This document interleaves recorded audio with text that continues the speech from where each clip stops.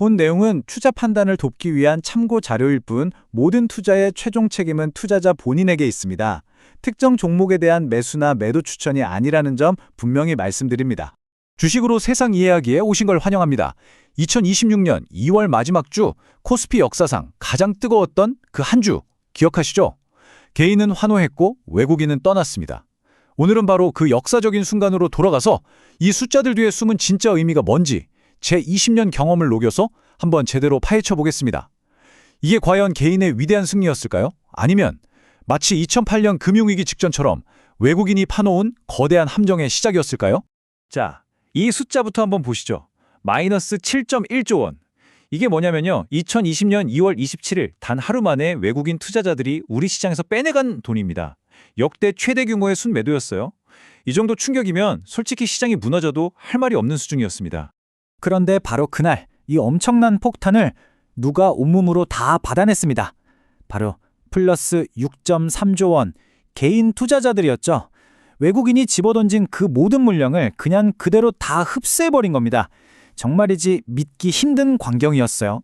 역사상 유례가 없었던 거대한 힘겨루기, 우리가 흔히 스마트머니라고 부르는 외국인과 시장의 새로운 주역으로 떠오른 개인, 이 거대한 전쟁의 한복판에서 여러분은 과연 누구의 편에 서야 할까요? 이런 질문 앞에서 섣부른 판단은 금물이죠. 오늘 저와 함께 그 답을 한번 찾아가 보시죠. 좋습니다. 그럼 첫 번째 섹션으로 들어가 보죠. 이 거대한 전쟁의 본질을 이해하려면요. 먼저 어떤 일이 있었는지 전장의 지도를 그려보는 게 순서 아니겠습니까? 폭풍 같았던 그 한 주를 날짜별로 다시 한번 복기해 보겠습니다. 자, 타임라인을 같이 한번 보시죠. 월요일부터 분위기가 심상치 않았습니다.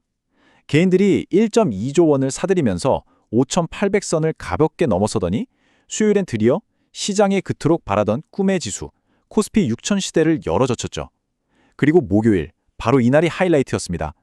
엔비디아의 어닝 서프라이즈와 상법 개정안 통과라는 두 개의 거대한 엔진이 동시에 터지면서 장중에 6,347포인트까지 그야말로 폭주를 합니다.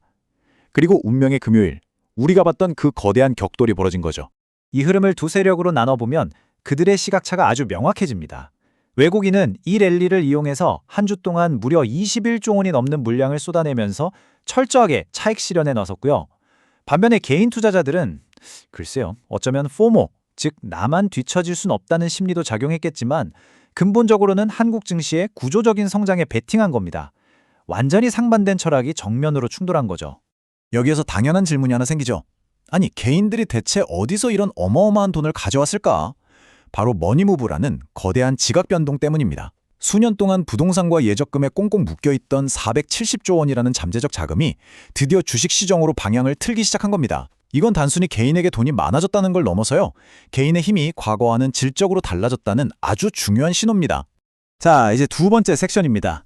이 혼란스러운 시장의 표면 아래에서 도대체 무엇이 이렇게 강력한 랠리를 만들었는지 그 폭등의 진짜 엔진을 한번 분해해 보겠습니다. 제가 보기에는요, 명확한 세 가지 성장 동력이 있었습니다. 이번 주 시장 참여자들이 나눈 대화를 분석해보면 딱 세 가지 주제로 압축이 돼요. 지금 보시는 차트처럼 반도체와 HBM이 무려 57%로 사실상 시장의 모든 담론을 지배했고 그 뒤를 로봇/AI와 주주환원이라는 두 날개가 딱 받쳐주는 형국이었죠. 이 세 가지가 바로 상승장의 핵심 동력이었던 겁니다. 첫 번째 엔진은 뭐 두말할 것도 없이 HBM 슈티지, 공급 부족 사태입니다. 엔비디아의 952억 달러 선주문 소식은요, 과거 반도체 슈퍼사이클 초입에서 봤던 그 데자뷰와 똑같았죠. 이게 그냥 주문이 좀 늘었다, 이런 수준이 아닙니다. 삼성전자와 SK하이닉스에게 앞으로 몇 년간 먹고 살 걱정이 없는 보장된 미래 현금 흐름이 생겼다는 뜻이니까요. 두 번째 엔진은 정책에서 나왔습니다. 바로 상법 개정안 통과, 자사주를 사들이면 1년 안에 무조건 소각해야 한다. 이 한 줄이 갖는 의미는 정말 어마어마합니다. 이건 단순히 주주에게 돈을 좀 더 돌려준다는 차원을 넘어서 만성적인 코리아 디스카운트의 핵심 원인을 뿌리 뽑는 한국 증시의 체질을 근본적으로 바꾸는 그야말로 게임 체인저죠. 그리고 세 번째 동력, 피지컬 AI 모멘텀입니다. 엔비디아의 젠슨 황이 LG전자를 콕 집어 언급하고 현대차가 로봇 셔틀 계획을 밝히면서 반도체에서 시작된 AI 열풍이 드디어 현실 세계의 로봇 산업으로 번지는 신호탄이 된 겁니다. 이처럼 기술, 정책, 미래 산업이라는 이 세 가지 동력이 완벽한 삼중주를 이룬 거죠. 자, 지금까지의 스토리를 들어보면 굉장히 강력하고 설득력 있죠. 하지만 진짜 전략가라면 이 화려한 이야기 뒤에 숨겨진 차가운 숫자를 들여다봐야 합니다. 이제 퀀트의 현미경으로 시장의 민낯을 한번 확인해보죠. 숫자는 감정을 배제하고 진실을 말해주니까요. 이 밸류에이션 테이블 한번 보시죠. 이거 좀 놀랍지 않습니까? 시장이 그렇게 불타올랐는데도 삼성전자의 PER이 고작 7.8배입니다. 과거 10년 평균보다 30%나 싸다는 얘기죠. 코스피 전체로 봐도 글로벌 평균에 비하면 여전히 저렴하고요. 교과서적인 가치 투자자라면 여기서 아마 매수 버튼을 눌렀을 겁니다. 하지만 정말 그래도 될까요? 제 20년 경험으로 볼 때 데이터는 분명 우상향을 가리키고 있지만요. 제 퀀트 모델링에 따르면 여기엔 일종의 착시 현상이 있습니다. 밸류에이션만 보고 시장에 뛰어들기엔 뭔가 찜찜한 구석이 있다는 거죠. 바로 이겁니다. RSI, 상대 강도 지수. 기술적 분석에서 가장 기본적인 경고등이라고 할 수 있죠. 보통 이 수치가 70을 넘어가면 과매수, 즉 단기적으로 너무 뜨거워져서 식혀야 할 시간이라는 신호로 봅니다. 현재 수치가 78.4, 이미 경고등이 번쩍이고 있는 겁니다. 그리고 시장의 공포지수라고 불리는 변동성 지수, VIX도 18.7까지 스멀스멀 올라왔습니다. 아직 위험 구간인 20은 아니지만 시장 참여자들이 슬슬 불안해하고 있다는 명백한 증거죠. 자, 정리가 좀 되시나요? 펀더멘탈은 장기적으로 가라고 외치는데 단기 투자 심리는 멈추라고 소리치는 아직 불안정한 줄다리기 상태인 겁니다. 그럼 마지막 섹션입니다. 이 모든 상충하는 신호들을 종합해서 20년차 전략가로서 그래서 지금 우리는 어떻게 대응해야 하는가에 대한 저의 실전 시나리오를 공유해드리겠습니다. 제 투자 철학의 제1원칙, Best Loser Wins, 즉 잃지 않는 투자가 이기는 겁니다. 지금처럼 변동성이 미친 듯이 날뛰는 장에서는요, 돈을 버는 것보다 안 잃는 게 100배, 1000배는 중요해요. 그래서 제가 세 가지 원칙을 드릴게요. 첫째, 무조건 기계적인 손절 라인, 스탑로스부터 거세요. 감정이 당신을 배신할 때 유일하게 계좌를 지켜주는 안전벨트입니다. 둘째, 익절도 감으로 하는 게 아닙니다. RSI 같은 기술적 지표를 보고 예를 들어 80을 넘어가면 기계적으로 일부 수익을 챙기는 겁니다. 욕심부리지 말고요.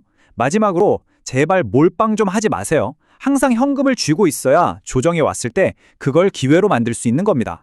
이건 어디까지나 현재 분석에 기반한 저의 포트폴리오 예시입니다. 가장 강력한 엔진인 반도체 비중을 45%로 가장 높게 가져가고요.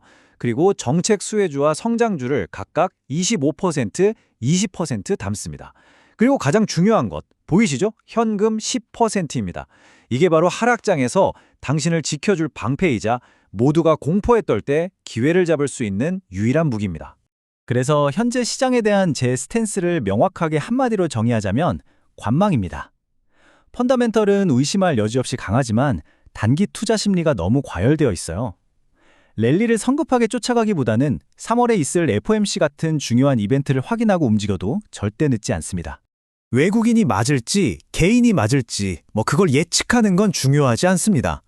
결국 주식시장은 예측의 영역이 아니라 어떤 상황에 오든 살아남고 대응하는 생존의 무대이니까요.